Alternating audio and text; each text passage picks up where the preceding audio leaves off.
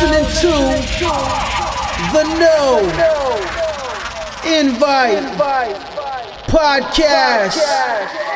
Yeah. Season 4, The Process. What's good, y'all? Everybody, y'all know what it is, man. It's your peoples, and we back. It's the No Invite Podcast, episode 137. We're here. It's a brand new day. What can I say? You know, I mean, it was supposed to be the original lineup, but you know, things happen, so we can't always hold people to our time. You know, we had this conversation last week talking about holding people to your standard. This is definitely not one of those cases because it's usually me that's switching and moving around the fucking times and shit. So I really can't blame anybody that didn't make it tonight. Anyways, I know she got to do what she got to do, and I'm pretty sure she got a real good reason why she stood me up. But I mean, it is what it is. We're going to keep it moving. It's much love to Ann, much love to Hot Mama. They are hopefully doing very well tonight. And me, you know, your boy is always doing well. I told him earlier I had about 15 minutes before these shrooms kicked in, and then I started questioning my very existence. So we're getting close to that point to where I'm gonna have to keep it moving, because who knows if I'm gonna be coherent at all, like, you know, for the rest of this podcast. It might make sense to me when I'm saying it, but in reality, it may not make sense at all. We're going to find out when I do the editing of this piece. But anyways, it's what episode 137. We keeping it consistent, man. I know we've been away, and I really was trying not to, how can I say it? I was really trying not to stand y'all up, not to leave y'all hanging. The people, everyone that's been consistently listening. And one thing that I can't say, and I want to thank you guys very much, is that during the time, those few weeks that we did take off, I want to say it was like 3 weeks we took off. During that time, I'm not even going to hold you. I was still getting downloads for my episodes. My episodes were still getting downloads. The episodes, the people were still reaching out and tapping in, which is a beautiful thing because it lets me know that it's just not me and my group of friends with weird ideas and shit over here just making things up. And there's really actually people out there that are listening and taking a listen to what we're doing. All right. With that being said, we're going to keep it moving. You know how we do. My week has been very interesting. You know, I've been trying to do my best, as well as everybody else, to not let everything that you see on social media, I guess, because that's the new TV now. I mean, everybody has TVs in their home, I'm assuming. But, you know, where we go now, like it used to be, it was cable that was popping, and it's like now it's streaming, and, you know, cable ain't necessarily on our TVs. It's, you know, it's on our phone now. So because of that, you know, I'm trying to protect my peace as always, and I hope that you guys are as well. Please train yourselves, your minds, the best way that you can, the best way that you know how, to not be quick to react to every little thing that you hear and see, because right now what they're doing is they're farming all your reactions. I don't know if it's because, like, a greater scheme of things, they want to see how people react in all different kinds of ways. Like, the greater scheme of things is it that they're, you know, feeding AI with all our, what do you call it? Sorry about that.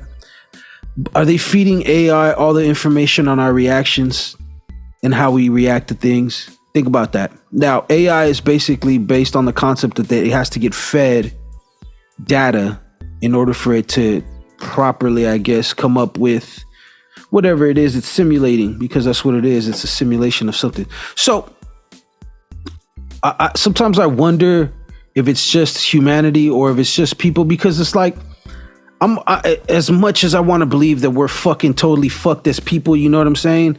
I also kind of believe that, you know, people are aware of, let's keep it funky. You know what I mean? Every corporation, every big business has what they call, I guess you could say, like a psychological profile on people, you know, on the masses. Maybe it's not one necessarily that's tailored to a specific person, but to people's. And, you know, they are trying to really lead heavy into this AI business. And I know that they need data in order for them to really program these AIs and make them. Sorry, we got a little visitor over here, just all in my business, man. I want to fucking crack his shit. He gonna make me fuck my shit up. Keep playing with me, motherfucker. Anyways, So yeah, I going back to my main point is that, you know, be careful how you react, what you're quick to get upset about, what you're quick to run off and fucking, you know, call law. Man, be a little bit more informed before you react. Please understand that every action does not necessarily need a reaction. You know, there is a reaction for every action, but it doesn't necessarily need one from you every time. You know, if you definitely not into something, you don't like something, you're free to have your opinion about it. No one's telling you not to. But for those people that have been married for quite some time successfully, and I've heard it from them before, you know, how do you maintain things for a long period of time? It's like you got to learn how to pick and choose your reactions. Control yourself in as best way you can. Try to, you know, understand that everything doesn't necessarily deserve a reaction, and that's kind of where we're at, you know, with everything. I feel personally that a lot of times when this internet outrage is stirred up, and I've said this before, when it comes to somebody or the dreaded, oh, we're getting canceled type shit or whatever the case might be, I really feel like it's bots that are commenting, that are bringing forth these stupid ideas, these negative remarks, or these negative whatever it is. I'm not going to say it ain't just people too, because there's a lot of negative motherfuckers out there, but sometimes you just see it. Don't it be funny to you how sometimes just some certain people get attacked for certain things, but other people that are doing exactly the same or similar, they just let them go? There's no outrage. There's no rolling tide of the masses. There's no, you know, it doesn't make sense, right? And the same thing with Instagram. Like, I be seeing Instagram posts, some of the main, like just scrolling through my feed. I don't understand this. I get flagged for comments that ain't even fucking negative or bad, really. Like, I get, you know, it's once again, as motherfuckers hate the truth, and the 2000s and 20s and shit. Motherfuckers hate the truth. We'll get back to that another time though. But and then once again, I see other accounts and they be posting the most risky content. I'm not gonna put nobody on blast or nothing. Because you could even see it. Like how is it that some of these blogs and these news sources, quote unquote, because that's what we're going to call them. They're really blogs, though. You know what I mean? How is it that they have to watch their language? You ever thought about that? They're always blocking out cussing and blocking out this. They can't post certain stuff because it messes with their engagement. How is it that that's going on? But then I could go through my Explorer page and you could see the most wildest shit. And it's like at 100, 200K, 300K, some shit's at 1 million views. Explain that to me. Explain that to me. See, I'm not going to say that there's one person at the top that's like holding the button like, oh, we're going to let this pass, we're going to let that. But no, I really feel like these algorithms are programmed for negativity. Now, whether or not it's AI that's behind these, that's, you know, being utilized for these algorithms. I don't know. I don't exactly know how that works. But what I can see from what I can observe, and it's not, it doesn't take a fucking rocket scientist. 9 times out of 10 in any situation, if you sit back and you observe what's going on, you kind of put together what the dynamic is just by observing, you know?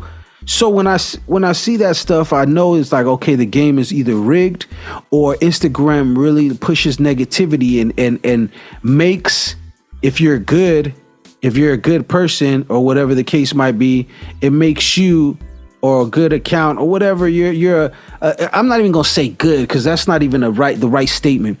Let's just say that you're an independent business or person that's not really necessarily falling into any kind of lines, or you're an entrepreneur, or you're a blogger, a vlogger, whatever the case might be. You're trying to get you're trying to get yourself situated. I really I don't understand how that works, and how, you know, these people have to be so careful about what they say. And I'm not saying like false information, because let's face it, social media and the internet is full of false information. No matter where you go, from even the top accounts, you'll see some shit and it won't even be right. They've made mistakes before. But that's nonetheless, I really feel like, you know, because of all that false information that's out there, and because of that, it's like they're pushing a narrative, or they're whatever it is. The algorithm is programmed. I'm not gonna say the algorithm's racist, but I mean it does like to push and promote negativity and destruction, especially within our communities. And yet, you know, when somebody is doing something positive, such as blogging, vlogging, or any kind of content creation where they're trying to take themselves out of their situations and become, you know, independent by making money off of a passion, then all of a sudden they have to be very careful because what they post messes with their engagement.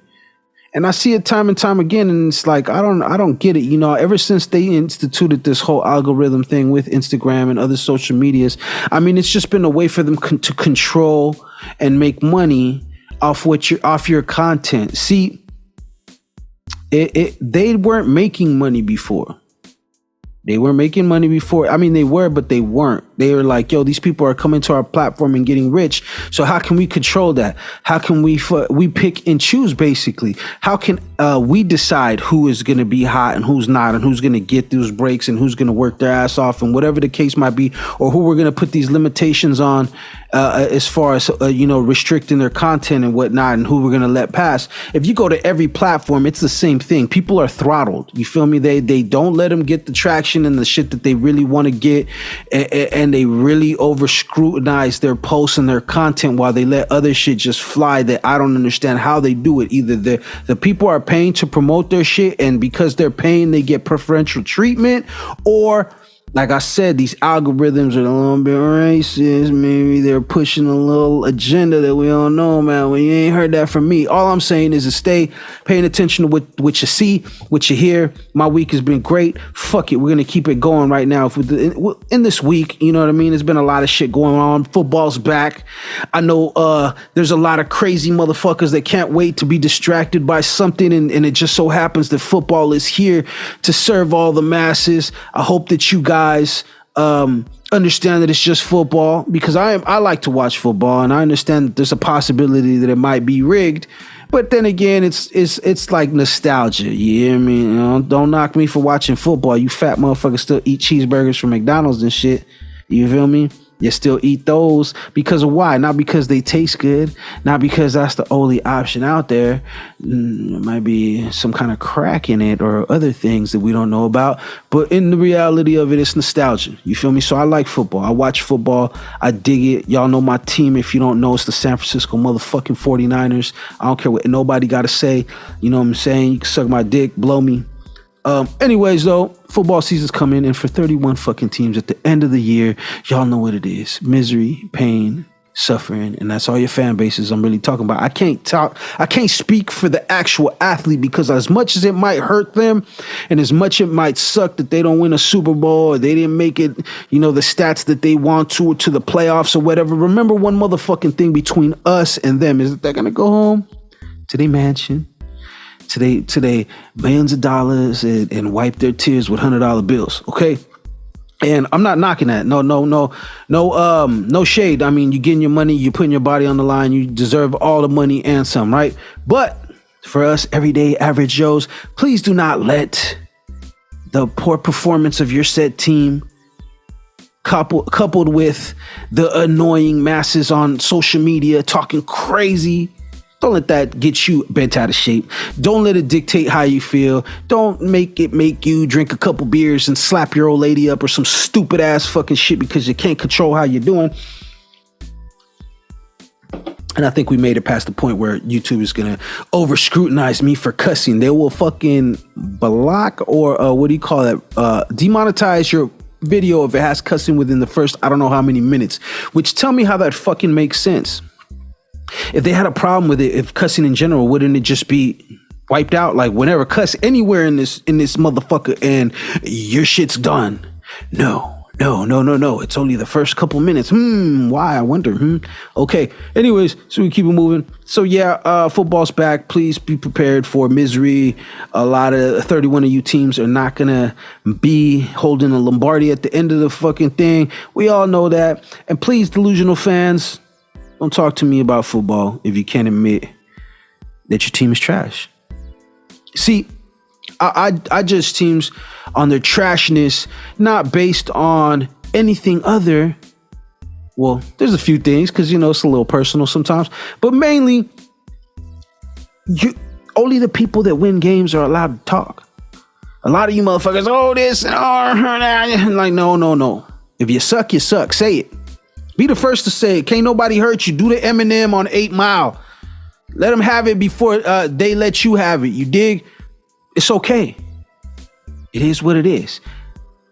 Unless you're like a Patriots fan or something like that of the new era, or a Chiefs fan, then you really you already know it's been heartache and pain and misery. So why let it get you down? My team shitted on at the last game of the thing. Whose fault was it? Nobody's fault. It's just football. It is what it is. No complaints, no excuses. Were we at full capacity? No, but I mean, that's the fucking game, yo. So either way, don't get your butt hurt. Don't get feelings involved.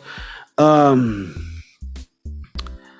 it called? Tory Lanez just got hit with a 10-piece, no biscuit and no gravy, for sure, just 10. I don't know if he might. I mean, it depends. He might have a biscuit. He might have some gravy on the side. I don't know. But he got hit with a 10-piece, 10 years for allegedly. We're not going to say he did, even though he's convicted of it. We're just going to say, hey, allegedly for the shooting of Megan Thee Stallion. He has it. He has openly said that he is not guilty. He had also openly said that he's in PC right now. So I really don't give a fuck about how he's feeling right now. It's just another prime example, y'all, for all those people that feel that they gotta live like these rappers live. Just remember that 80% of these, well, if they're rappers, then 90% of these motherfuckers are not living the life that they're rapping about. And people are going to say, Tory never said he was no thug. Tory was talking real tough on his records. You feel me? Talking about sliding and popping motherfuckers and all that other shit. You can say what you want. He do got some pop records, but I mean, people use, that lifestyle as a vehicle in order to get the attention of the masses, and that's fine. Whatever, that's music. People have been doing that in music since the beginning of time, including hip hop. But for all you motherfuckers out there that are stupid and can't make up your own mind, or you're young and impressionable and you think that these are the motherfuckers you should act like, understand one thing. Half of these dudes are not going to take or stand up and man up for the consequences of their actions. They're going to look for a way out, snitching, or they're going to try to find a way to not pay. Or they're going to try to find a way to hide from what they got coming to them. He's in protective custody. You talking crazy. We thought you were about that shit, but you're not. And that's okay. Fine. You're not built like that. But how many, and we're not going to say that, people, rap music makes anybody do anything. I don't believe that shit neither. You know what it is? But there is some people that are really susceptible to anything, any kind of influence, and they think y'all are really living that life. And I'm not here to endorse living any kind of negative lifestyle, but at the same time, it's like, please, once again, use your head, people. You see these motherfuckers, clearly they're not about what they say they're about. It just sounds good. And that's kind of what sucks now, because there's no integrity in the music. And we're gonna, with that being said, it is the 50th year of hip hop. I want to talk, we're going to kick our shit, because that's our segue, you feel me? It's the 50 years of hip hop. What does that mean to you? It might not mean shit to nobody. There's a lot of really unappreciative people out there, young, new people to this music genre, that are very unappreciative of where it came from and how it started, and the fact that they even have access to something like that. I mean, don't get me wrong. We're not labeled anybody. No one is limited to only one genre of music, but this is a special genre of music, because this is a genre of music that was created by the people, for the people. It was for the longest very well protected and kept away from people that would abuse it. You dig what I'm saying? It was really, at its roots, it was really a you got to know type shit. But of course, like anything else, you got, it's music. It's an industry that you're going to make money off it. It's going to evolve and whatnot. So many great things have happened. I just want everybody that doesn't know about that to understand that and appreciate it, because it's also, this was the first year since hip hop has been hitting the charts. It's our 50th anniversary. It's also the first year that for a while, now I'm not going to say the whole year, but like the first half of the year or more, there was no hip hop album debuts at like number one or in, I think, debut period on the charts. Like, you know what I mean? Like, or high ranking. I forgot what it was. So basically what people were saying from that, what they were gathering is like, yo, does hip hop even got any gas left? And that's something that it's I believe it does. I believe because it's thriving out there. When we say these things, we say it on the pop spectrum, because that's what people judge. I guess you could say success is if you're making a lot of money and you're in constant view of, you're in the constant headlines. That's when, that's the difference between like Kanye and somebody that's, been making, like, even let's say, for instance, Nas been making music for a while, but he didn't make music for a while, and he was been a smart investor doing his shit, and now he's having like a resurgence, and he's like 50 damn near himself. He's having a resurgence and dropping really, really dope music. And I forgot what my point was, but I was supposed to make a good point from it. And they were saying, y'all hearing, y'all listening, y'all could get what I'm talking about. But basically what I'm saying is, like, Nas, though, now that he's pushed enough dope music out and people have had an open mind, and you could tell no matter what, it is a young game sport, hip hop, but it ain't just a young game sport. Everybody on all levels is eating if they're getting to the bag right. If you have some kind of cultural currency, and you've been making records, there's always going to be a way for you to eat if you do it right. If you're someone that's open to that and people can work with.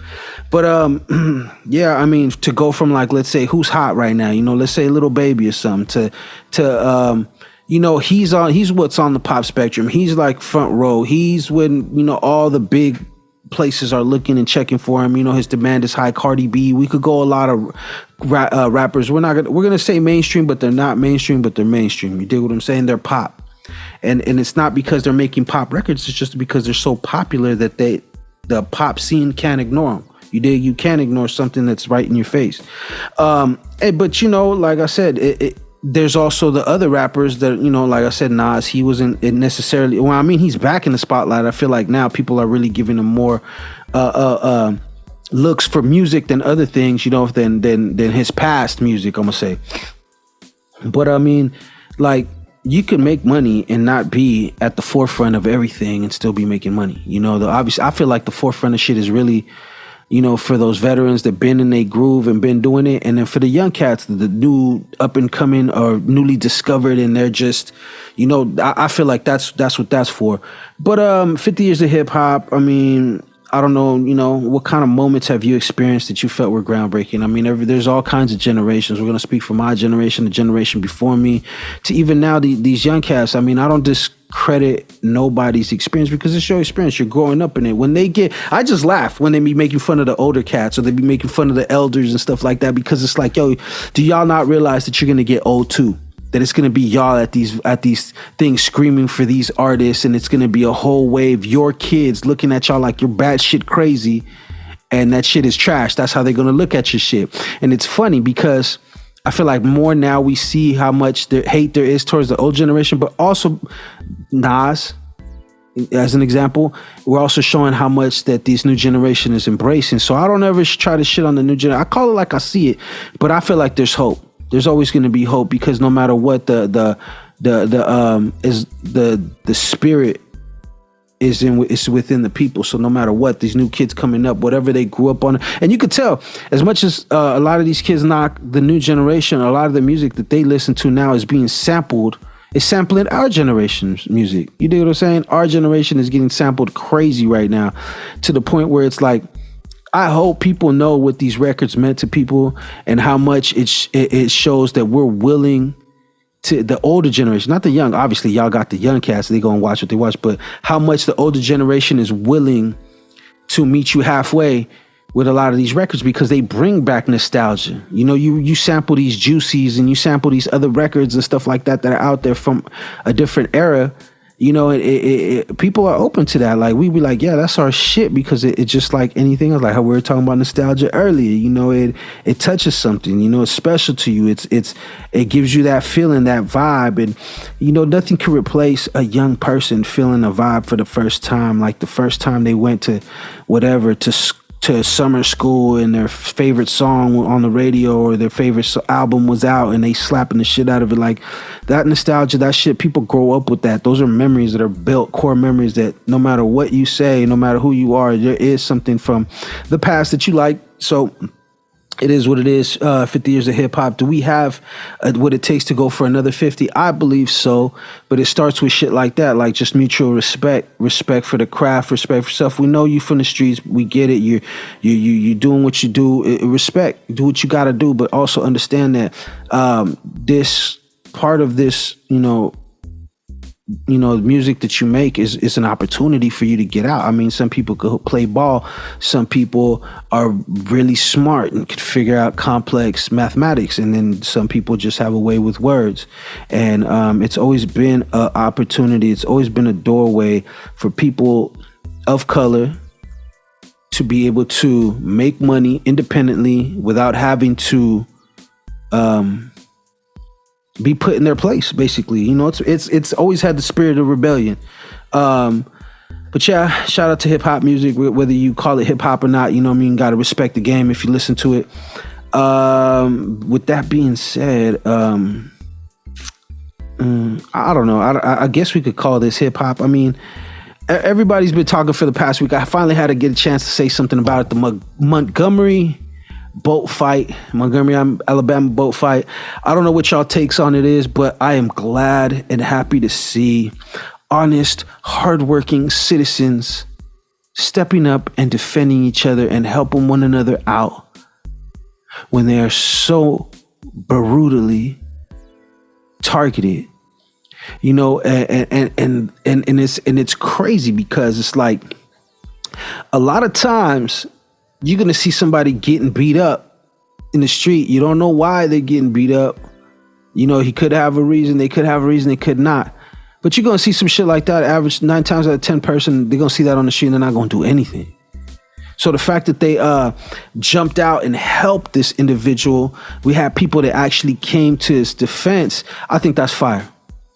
To me, I'm not really impressed by it. I'm not getting like frothy at the mouth as most people would get, and it's not because I don't understand the message and I don't understand, like, you know, the I can't read between the lines. Obviously, you know what I mean. It's a very dope thing to look at, to see people backing each other up, especially when popular whatever culture likes to portray them in a different light that isn't necessarily accurate.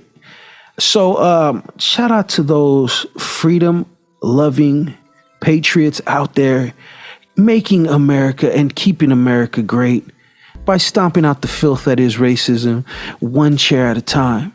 I salute y'all.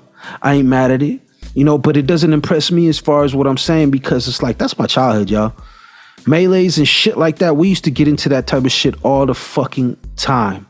All kinds of madness. Ignorance. Of course, we're young, doing wild shit, smacking people around, fighting groups 30 on 30 sometimes, and all kinds of crazy shit, you name it. I know it's hard to believe now because, you know, in my day, people actually fought. And that's another thing that these motherfuckers are starting to understand. And please control your way you react to stuff, because if you do not know how to fight, you don't want to go to jail. Because even if you say, hey, this generation's washed and they don't know how to fight, they don't do that, there's always people that know how to fight. And if your ass goes to jail and you're one of those people that don't know how to fight, You better get used to washing clothes. You better get used to, you know what I'm saying? Or you better go kick it with Tory Lanez and PC because it's going to be real bad time for you. And it don't get no better for you in there from what I hear. You feel me? And I'm just saying for what people say out there. You know, you're living with fucking chomos and all that other shit. You know what I mean? It's if you're expecting it to be honor in there, then you're sorely mistaken. You're expecting to be safe. You're pretty sorely mistaken as well too. Yeah, I mean, what can I say? I mean, it's nothing to me to see that shit, but I love to see it because I love to see people looking out for one another, you know, seeing injustice, seeing audacity like that, and actually taking up the cause and doing shit. And I love to see, I love to see things like that to be made into a cultural moment. So when you see people getting like doing the remix song, doing the getting tattoos, and you know, we got memes. The memes are flying at a all time rate. You gotta love it. You gotta love it. You gotta respect it. Please keep all the trash out of America. You know, we're doing it one chair at a time. So if you're a racist piece of shit, just know your days might be limited. Yeah, they might be, you know, very much on the go. But we're gonna keep it moving. Also, Lil Tay, you know, I know we done talked about Lil Tay here and there. You know, it's kind of an old thing. They're trying to revive her career clearly because a story came out, a post from her official Instagram, I believe it was, saying that Lil Tay passed away. Last time I checked, I believe it was her brother that was the mastermind behind it, and the mom was like, I wanted to say complacent, facilitating it, I guess, or whatever. Anyway, she officially trolled y'all because they just showed that they confirmed that she is not dead, and she said she got hacked. What a perfect way, to get back into the limelight, into everybody's good graces, and get sympathy by faking your death online, you know? So, like I said, once again, let this be a prime example.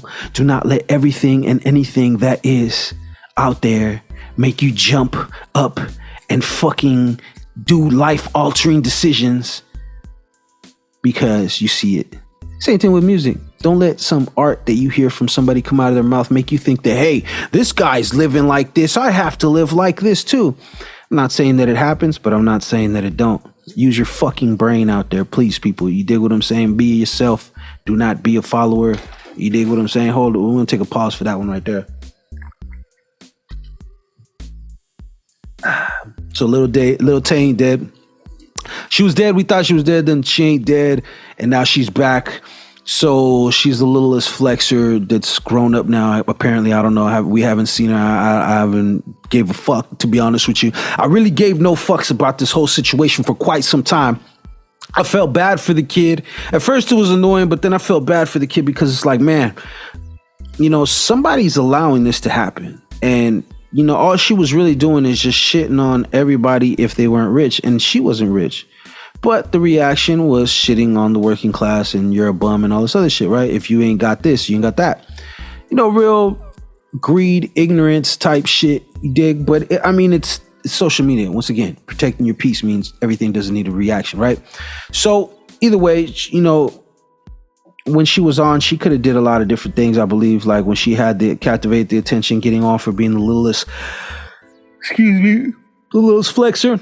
And now she's back. She's trying to do it again. And, you know, they used to say cocaine is a hell of a drug, but now it's more like it's attention and clout. Clout is a hell of a drug. People do anything, fake their own death. Remember when they used to say, hey, don't be talking like that because you put bad spirits on yourself when you do that? When you talk about, oh, faking, pretending you're dead and shit.